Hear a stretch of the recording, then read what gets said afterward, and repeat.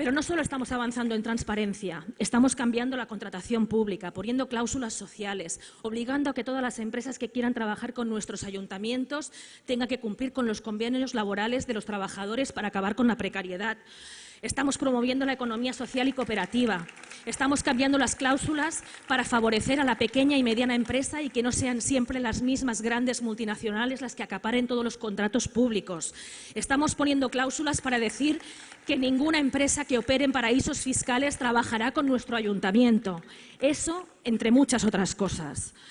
Estamos haciendo un plan de rescate ciudadano. Desde que llegamos inmediatamente, lo dijimos, la prioridad, las personas. Hemos triplicado becas comedor. ¿Y sabéis qué significa triplicar becas comedor? No solo que todos los niños y niñas de Barcelona tienen garantizada la comida en la escuela.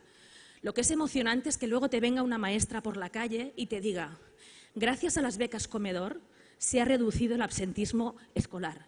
Y muchos más niños y niñas, especialmente los más pobres, los que más lo necesitan, ahora vienen a la escuela cuando antes no venían.